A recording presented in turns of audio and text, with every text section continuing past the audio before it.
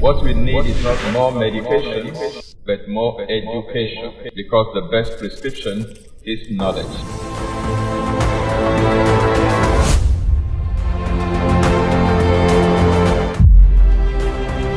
This is Exposé coming to you live from Lagos, Nigeria, every Monday on Instagram, YouTube, and Facebook simultaneously.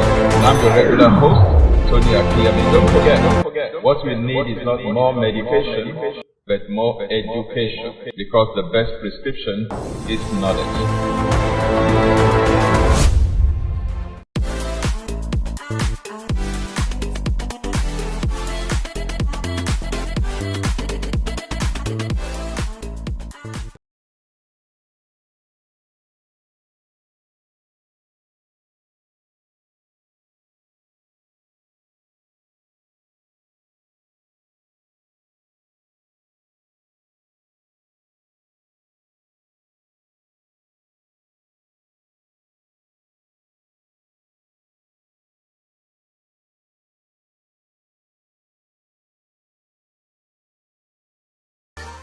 Hello and welcome to Exposé, brought to you by the Shepherd's Flock International Church.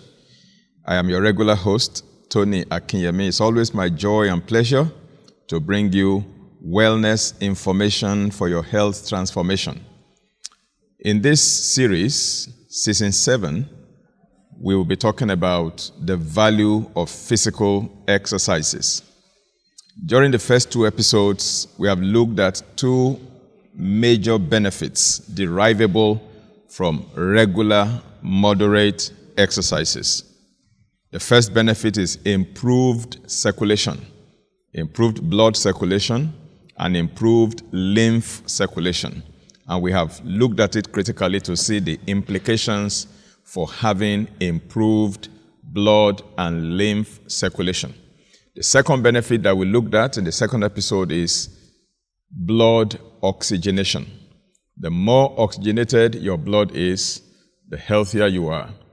We have established the fact that cancer cells do not like a high oxygen environment or a highly oxygenated environment. Cancer cells thrive in an oxygen-deprived environment.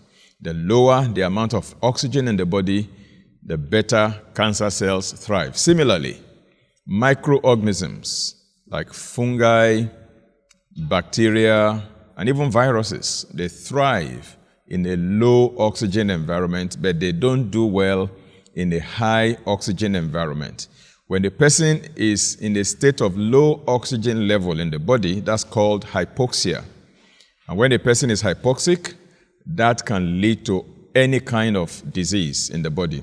So the more your body is oxygenated, the better for your wellness, the better for your well-being, the better for your mental clarity.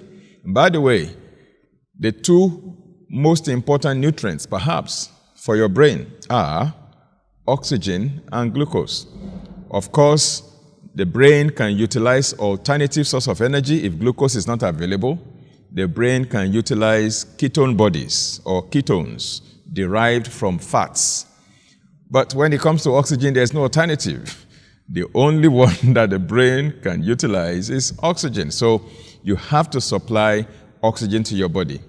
It has been said that you can live without eating and not experience any serious damage in your body for a maximum of 40 days.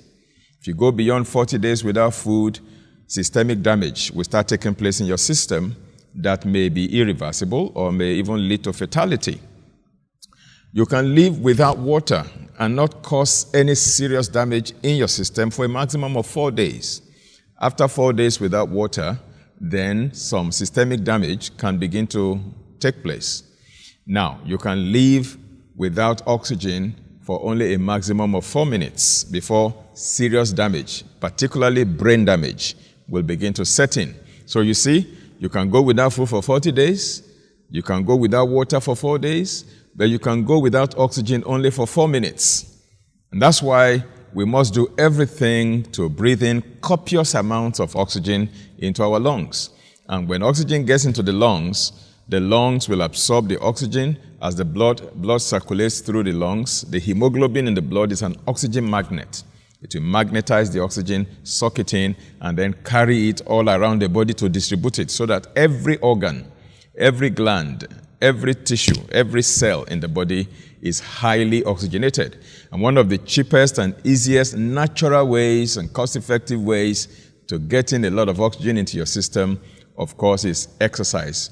In the last episode, I highlighted a number of other ways, natural ways that is. I'm not talking about medical ways. I'm talking about natural ways, DIY ways, do-it-yourself ways, do-it-at-home ways to oxygenate your body. One of them is exercise. And you can undertake that regularly, moderately, every day, and it will get all right. So today, we are going to continue to the third benefit of regular, moderate exercise, and that is detoxification. When you exercise, you detoxify. What is detoxification?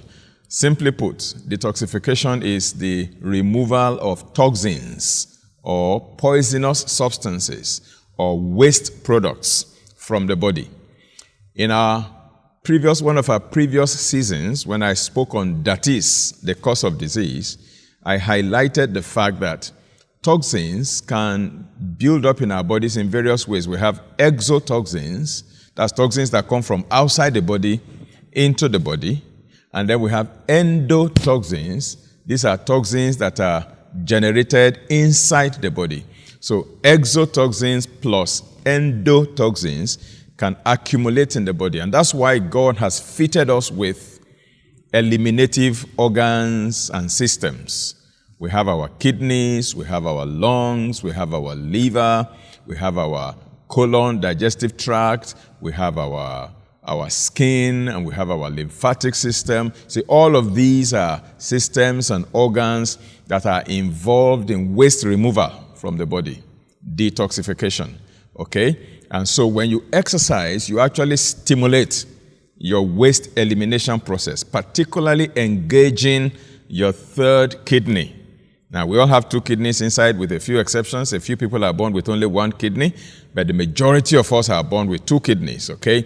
And so which one is the third kidney? Your skin is your third kidney, so to speak, okay? Because when you exercise, you activate and you engage your third kidney, which is your skin, to get involved in waste elimination. That's why you start sweating profusely. And when you sweat, what is coming out of your body is not just water. It's carrying out a lot of waste products out of your system through your skin pores. That's how to engage your third kidney and get it involved in detoxification. So the third benefit you derive from regular, moderate physical exercises is detoxification. That's a major health benefit. Exercise helps us to sweat, and sweating helps us to detoxify our bodies by removing waste products. And the cleaner we are on the inside, the healthier we will be. The healthier our bodies will be. The healthier our minds will be. And that's why, personally, I think that the idea of antiperspirants really sounds somehow to me. People normally don't like to perspire. They don't want to sweat under their armpits, so they use antiperspirants and all kinds of different roll-ons to block sweating, so to speak, so that they don't sweat and begin to smell or begin to look funny because all their armpits are soaked, particularly those of us who live in the tropics, where the weather is humid and warm and there's a tendency to sweat a lot. Okay? So people use antiperspirants. What many do not realize, however, is that those antiperspirants have a number of detrimental effects on our health.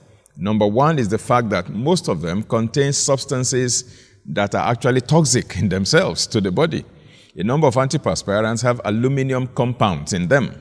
And why would you be rubbing aluminum compound under your armpit or anywhere on your skin for that matter? Because your skin can eliminate waste and your skin can also absorb toxins on the other side. So anything you put on your skin can be absorbed through your skin into your bloodstream. It can circulate around your body, even to your brain. So you have to be careful what you put on your skin. A number of antiperspirants have ingredients that are toxic, that are poisonous, that are disease-causing, some of them even cancer-causing. And yet we roll them on our body. Of course, there are natural, healthy alternatives. You can do your research and find out which ones are natural, which ones are healthy, which ones don't carry toxins. I have shared my own rule of thumb with you that anything I put on my skin, any cosmetic that I use, whether on my hair or on my skin or any part of my body for that matter, I look at the list of ingredients. And if there's any ingredients I cannot pronounce, I will not use that particular cosmetic. I want to see ingredients like shea butter, I want to see coconut oil and the like, things that are clearly natural that I can easily identify with and recognize, things that I can pronounce. If it carries all kinds of chemical formulas that are so long that pronouncing it will make one or two teeth to be knocked out of my mouth, then I won't even touch it as cosmetic. Okay, cosmetics could be very dangerous if you use the wrong ones. There are fantastic ones out there, by the way. Of course, that does not rule out using cologne or any kind of thing to smell nice, but what I'm saying is that do not block perspiration because some of the substances used to block them are toxic. The second problem with antiperspirants is the fact that when you block all the pores where waste products are supposed to be eliminated through, what you are doing is that you are locking in the waste product into your body. You are not allowing it to escape. You are not allowing your body to eliminate it. So you are sealing it in.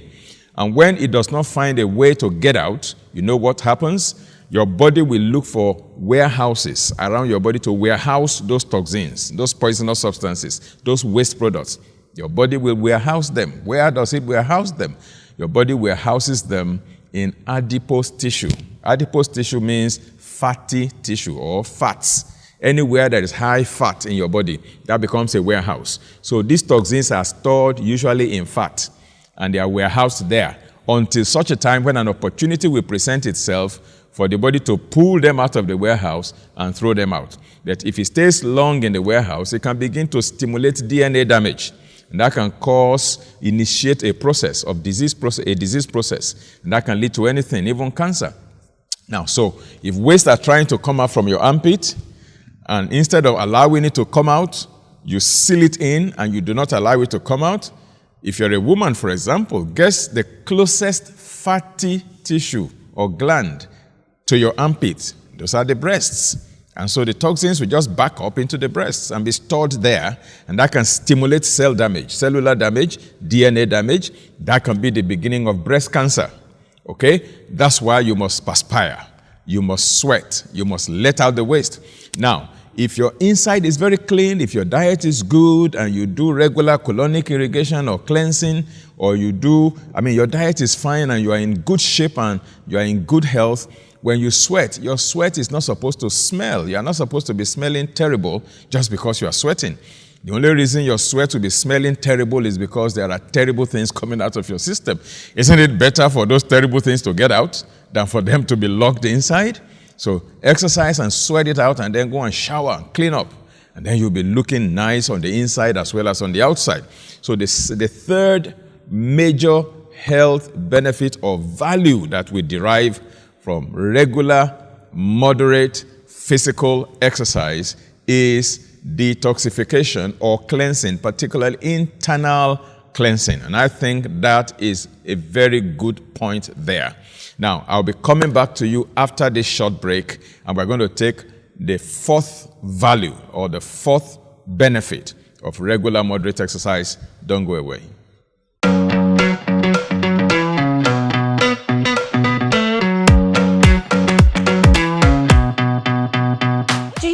That ignorance enslaves a man. Throughout last year, there were so many things I could have done, so many ways my life could have been better if only I knew how to network and the importance of networking. But guess what? At the 5F conference last year, a particular speaker, Pastor Niyi Adesoya, talked about the importance of networking, how to use networking to improve your life, and also how to use networking to break into bigger circles. That was a life-changing moment for me. It felt like all I needed to hear. Believe me, 2021 has been a mind-blowing year. I've done so much more than I did last year, and that's because I learned the importance of networking at the 5F conference last year. This year's edition is coming soon, and I'm so excited. In fact, I can't wait because I'm sure I'm going to learn so much from the conference. I'm using this medium to invite you to join us here at the Shepherd's Flock International Church as we hold the 5F Conference 2021. I'm sure you're going to be blessed. My name is Akindele Oluwatobi Best. I'm a content creator and a digital marketer. I'm also the founder of Best Lines Creative Hub.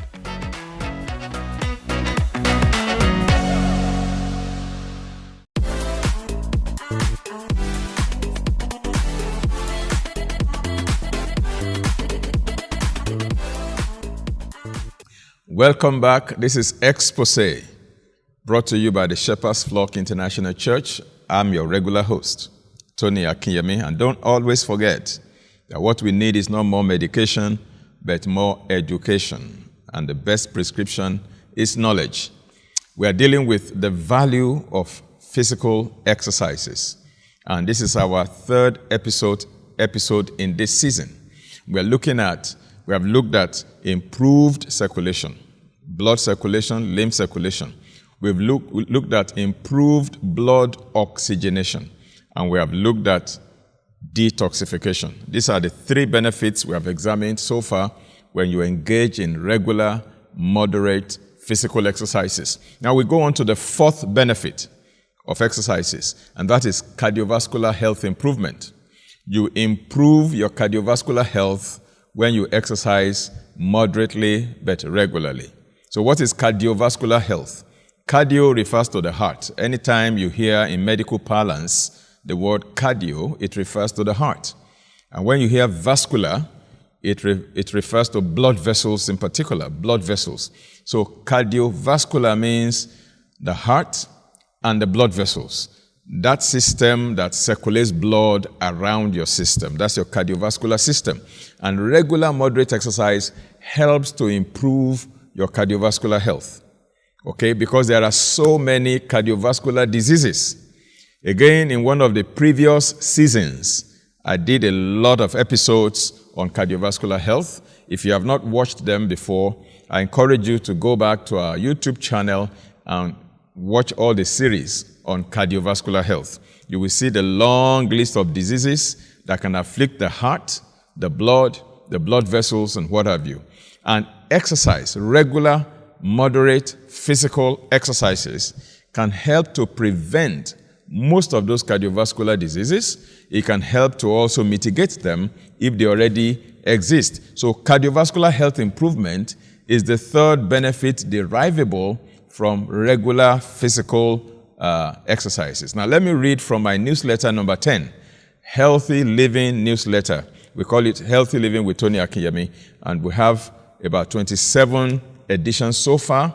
Of course, more will be coming in the future, but let me read to you this one. I wrote this one in 2011. That's 10 years ago from the time of this episode. Now, cardiovascular health from that newsletter number 11. It says physical exercise also strengthens and tones the muscles of the heart. And I'm going to be reading some quotes from major authorities in this field. First, let me quote from WebMD. WebMD is on the internet. I mean, they give out a lot of information about health and what have you. Now, this is what WebMD says. If you are convinced that working out is only for the young and buff, there's something you should know. Mountain research shows that exercise does more than give you a better shape. It's a key way of protecting your heart. That's from WebMD, unquote. In other words, when you exercise, it's not just about, sculpturing your shape and making you look figure eight, making you look slim and slender, making you look trim and fit. That's not just the only benefit. That's what we call the cosmetic benefit. But there is also the cardiovascular health benefit. It benefits your heart tremendously. Now let me read from another person, a cardiologist this time, a cardiologist from the University of California at San Francisco, and the science advisor for the American Heart Association's Choose to Move program. And her name is Rita Redbadge, a medical doctor, Rita Redbadge. And I quote, this is what she says regarding exercise and cardiovascular health. She says, fitness is absolutely the most powerful predictor of deaths from heart disease and other causes. Indeed, folks who exercise routinely have up to a 50% lower risk of having a heart attack or chest pain, and they have a lower risk of other diseases as well. Exercise is the single best prescription you can give yourself. There is no prescription I can write that will promise a 40% reduction in events of death, but regular exercise can do that. And most importantly, people who exercise simply live longer than people who don't. This is particularly true for women. That's from Dr. Rita Redbadge, a medical doctor and a cardiologist. Okay? She says when you exercise regularly, you can have 40% reduction in events of death. And people who exercise live longer than those who don't. And she says this is particularly true for women. So that's the fourth benefit that we get from regular exercise, cardiovascular health improvement. I'm going to quote from another cardiologist, this time a man, Dr. Steven Siegel, a medical doctor, cardiologist, and associate clinical professor at New York University Medical Center in New York City. This is what Dr. Steven Siegel says. He says, if you want to age successfully, if you want to be one of those vigorous older folks that you look at and say, wow, then exercise is going to get you there because it impacts not only your heart health, but your total health. Your total health. Yes, we're looking specifically at how it benefits your heart health or your cardiovascular health. But Dr. Steven Siegel says, not only does it benefit your heart health, it actually benefits your total health, which means mental health, cardiovascular health, digestive health, and you name it. Musculoskeletal health, it benefits your total health. Another person, another cardiologist, another woman here, Helen Glassbach, a medical doctor, cardiologist and director of the Preventive Cardiology and Lipid Center at the Temple University School of Medicine in Philadelphia. This is what she says, and I quote. She says, not being physically fit is the single most important risk factor for heart disease. Not being physically fit is the single most important risk factor for heart disease. In other words, if you want to prevent heart disease, be physically fit. And exercise is one of the keys for physical fitness. So how does exercise help our hearts? How does exercise help our heart? I'm going to share 8 ways in which exercise helps the heart. Number 1, regular exercise results in weight loss for those who are obese and overweight, and that gives you the attendant benefits for the heart. Because when a person is overweight or obese, you are giving more work to your heart in circulating blood and things around your body, distributing nutrients around your body, and picking waste around your body. So when you lose weight through regular exercise, you are lessening the burden on your heart. You are lessening the work on your heart, the weight on your heart. And that's one way exercise benefits your heart. Number 2, regular exercise helps to lower cholesterol. Okay? According to Dr. Reginald Cherry, a medical doctor, I have watched Dr. Cherry on TBN for a couple of years, a fantastic Christian doctor. And this is what he wrote, and I'm going to quote that for you, Dr. Reginald Cherry.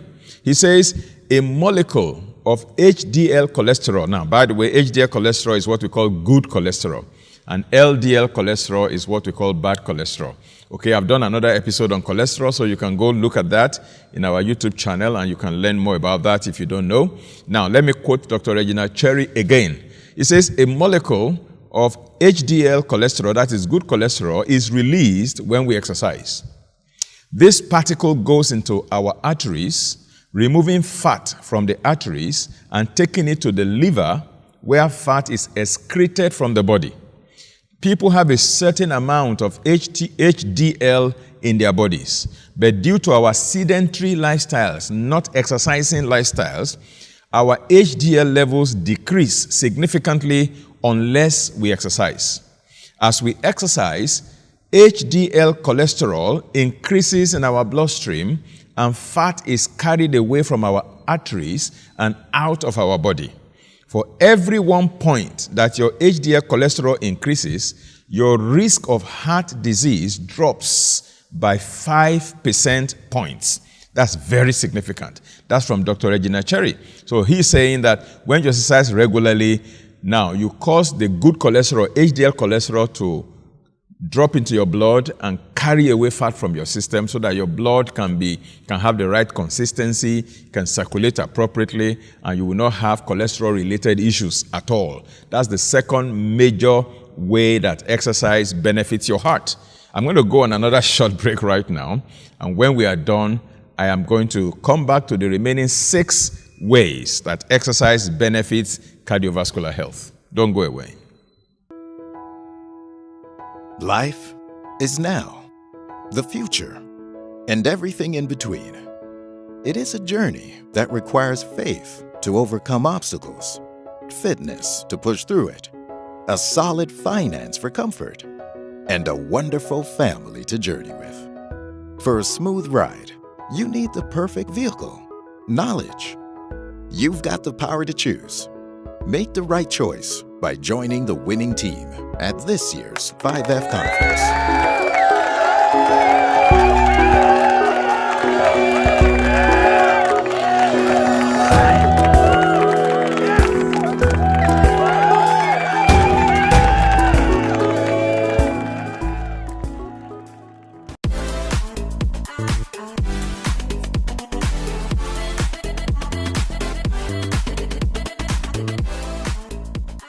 Welcome back. This is Exposé. What you need is not more medication, but more education. For the best prescription is knowledge. Once again, let me remind you, in case you have not subscribed to our YouTube channel or you have not liked us on Facebook, please go ahead and do that so that you can be alerted whenever we come live. Also, remember to click on the notification bell.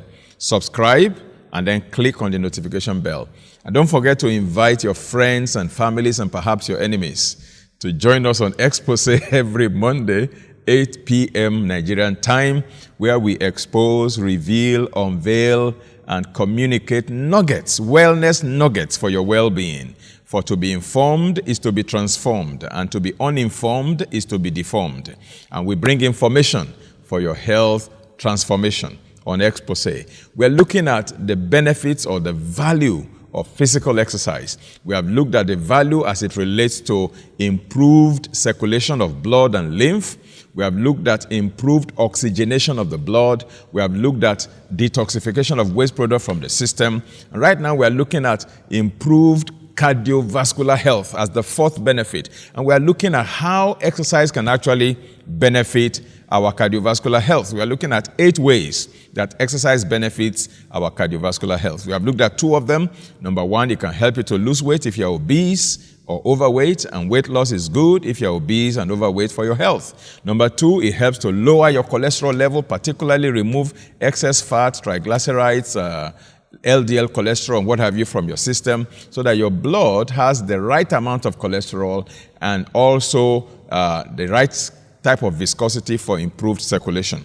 Now, number 3, how does exercise benefit your heart? Number 3, regular exercise results also in a lower blood pressure, lower BP. Yes, you heard me right. I've seen people who have hypertension and they are saying, oh, I cannot exercise, I am a hypertensive patient. No, you can exercise, only that you have to start simple. You have to be monitored, you have to be guided. Don't jump into it suddenly so you don't injure yourself or kill yourself. Get an expert, a fitness expert, and they can walk you through. They can start you low and build you up gradually. Exercise will benefit you ultimately and may help to crash your BP. So exercise, number 3, can help to lower your blood pressure. Of course, exercise alone may not get the job done. It's one of the things to do. It's part of a comprehensive plan. Of course, your diet is important, stress management is important, and then a few other things. Exercise happens to be one of the many things that will contribute to the normalization of your blood pressure. How does exercise benefit your cardiovascular health? Number 4, regular exercise helps to lower your heart rate too. Heart rate talks about how many times your heart beats per minute. Now, if your heart beats like 40 to 60 times per minute, that would be like for, I would call them elite athletes, professionals who are athletic, who are sports people, who are always exercising vigorously and what have you. Sometimes their pulse could be as low as 40 to 60 times per minute. And then those who are not athletic, but who are just fit, who are doing the right things and they are fit, their heart will beat approximately 60 to 80 times per minute. Okay, that's their heart rate. 60 to 80 times per minute, they are fit. Those who are unfit, their heart beats faster, apart from children. Okay, if you're an adult and your heart is beating between 80 and 100 times per minute, you are unfit. Your cardiovascular health is not good enough. You need to bring your heart rate down to between 60 and 80, average of about 72, okay, for the average population. That's your pulse, your heart rate, 72 times per minute. That's the number of times your heart should beat. Boo, boo, boo, boo, boo, boo. And when you exercise regularly, if your heart rate was high, it brings it down. It helps to bring it to the normal range of between 60 and 80 beats per minute. So that's the fourth way that regular exercise can help your cardiovascular health. It helps to lower your heart rate to the normal range if it is too high. Okay, number 5, how does regular moderate exercise benefit your cardiovascular health? Regular exercise results in stronger and healthier blood vessels. Your blood vessels become stronger and they become healthier. Don't forget, your cardiovascular health refers to the health of your heart and your blood vessels primarily. So your blood vessels, the pipe that conducts blood around your body, through which blood flows through your body, around your body, those blood vessels become stronger, they become healthier when you exercise regularly. That's the 5th way that exercise benefits your cardiovascular health. And now, number 6, exercise directly improves the blood vessel's ability to dilate and increase blood flow. What is dilation? When the blood vessel relaxes, it kind of expands, it relaxes, it opens up, so more blood can flow through easily. Constriction is when the blood vessel kind of shrinks and constricts, it narrows, and then the flow is impaired or impeded in some way. All right, so dilation. When there's too much pressure in your blood vessel, normally the body will send a signal to the blood vessel to dilate. That's why there are certain drugs that are called vasodilators or vasodilators. That is, the blood vessels, the drugs force the blood vessels to dilate, to expand, so that blood can flow more and pressure can come down. Now, when you exercise regularly, it helps your blood vessels to easily dilate, so that blood can flow easily. It can increase blood flow. All right? That's the 6th way that regular, moderate exercise benefits your cardiovascular health. Number 7, regular workouts offer some anti-clotting and anti-inflammatory effects that can lower a person's risk of heart attack. Now, when there's blood clots, thrombosis in the blood vessels, the clot can block a blood vessel. And any gland or tissue or organ that particular blood vessel that is blocked, any organ, gland, or tissue that blood vessel is serving, that is supposed to be supplying blood to, will no longer get supply. So there will be no oxygen to that gland or tissue or organ. There will be no food, no glucose, no nothing. And once all nutrients are cut off from that gland or from that tissue or from that organ, there will be organ failure or tissue death because they are no longer being nourished. All right, so blood clot can cause that. And blood clot, if it blocks the blood vessel that is carrying blood to the brain, it can lead to stroke. We call that ischemic stroke. Ischemic means that there is oxygen supply cut off. The supply of oxygen to the brain has been cut off because a blood clot has blocked that blood vessel that is carrying blood to the brain. So the person suffers a stroke due to that blood clot. If that blood clot goes into the lungs, that can cause pulmonary embolism. That can cause blood clot into the lungs, will cause distress in breathing, respiratory distress. It can be fatal. The person can even die from there. But when you exercise regularly, it can help prevent clotting. It exerts some anti-clotting effect on your blood. And then anti-inflammatory effect also. It reduces inflammation in your system.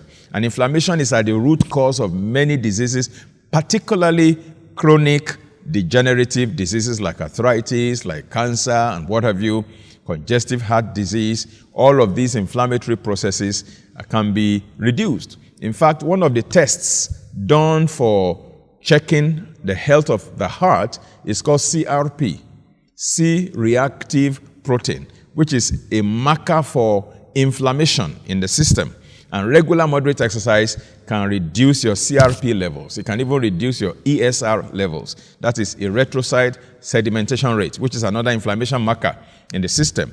Regular workout, regular exercises have anti-clotting and anti-inflammatory effects, and that helps to lower your risk for a heart attack. That's the 7th way that exercise benefits your heart. The 8th way that regular moderate exercise benefits your heart is this. For those who already have heart disease, exercise can help to normalize their heart rhythm. You know, your heart beats into a rhythm. Boo, boo, boo, boo, boo, boo. When that heart rhythm is distorted, they call it arrhythmias. Arrhythmia. But when the heart rhythm is perfect, that is good for you. Now, when you exercise regularly, particularly for those who already have some kind of heart disease or the other, it helps to normalize the rhythm of the heart, as well as helping the body to expand smaller vessels. All those tiny capillaries, small blood vessels, can expand them to help to keep blood flowing around any area that is clogged. Okay? Exercise is very, very good. Now, all of these 8 things help to reduce excessive demand on the heart, excessive labor by the heart, excessive work for the heart. So, regular moderate exercise has a lot of benefits for your cardiovascular health, okay? Let me round up by reading to you what certain journals have said, okay? Let me read from this journal that says, the Journal of Medicine and Science in Sports and Exercise. The Journal of Medicine and Science in Sports and Exercise. In a research that was published in that journal, it says, experts found blood pressure goes down after a single exercise session. People often retain that reduction in blood pressure for up to 22 hours. So if a person has elevated BP and the person does moderate exercise under supervision, and that exercise helps to bring down the BP a bit, so that lowered BP can be sustained for the next 22 hours, according to an article published in the journal Medicine and Science in Sports and Exercise. Then the Journal of Hypertension has this to say. Another study that was published in that journal says it found that over the long haul, light exercise such as walking was as effective in lowering blood pressure as more vigorous exercises. So even when you don't have the stamina and the energy to do vigorous exercises, begin with brisk walking. Walking is so good. I tell people, somebody said the other day, he said, oh, my doctor is, my cardiologist is the best cardiologist in the world. I said, where is he? He mentioned the place. I said, well, I know a cardiologist that is better than that. He said, where is that one? I said, your 2 legs. Your 2 legs. He's a better cardiologist than any cardiology in the world. Now, I'm not saying that to put cardiologists down. I have tremendous respect for doctors, for cardiologists, for other specialists. I'm not saying anything to demean or devalue. I'm only saying that God has blessed you with 2 cardiologists that you own and you carry about, your 2 legs. And when you walk briskly, brisk walking, this Journal of Hypertension found that over the long haul, light exercise such as walking with your 2 legs was as effective in lowering blood pressure as more vigorous exercise. And I conclude with this one as we round off on the 4th benefit of regular moderate exercise. This one is published in the American Journal of Hypertension. It says that there's a second study published in this journal that found a significant decrease in blood pressure was possible with only a modest increase in physical activity, even in very sedentary patients, unquote. Let me read that again.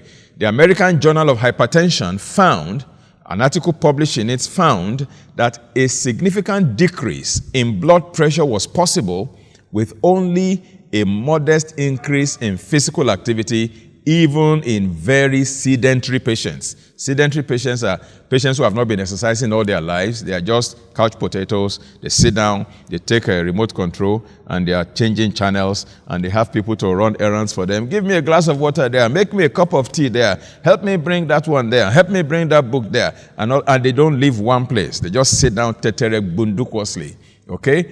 Those people, when they begin to exercise, they found that a modest increase in their physical activity is all that they need to improve their cardiovascular health in certain regard. Once again, let me thank you very much for finding time to spend with us this evening on Exposé. Exposé shows on multiple channels every single Monday, 8 p.m. Nigerian time. You can join us on Facebook. You can join us on YouTube. And in case you have not subscribed to our YouTube channel, I encourage you to just press the subscribe button right now and then click on the notification bell, and that's all it takes. And on Facebook, just like us, and that's it. I tell people, even if you don't like my face, at least like my Facebook page, and you will get a lot of goodies for that. Thank you once again for your time. Do have a pleasant evening and a wonderful week ahead. God bless you tremendously. Bye-bye.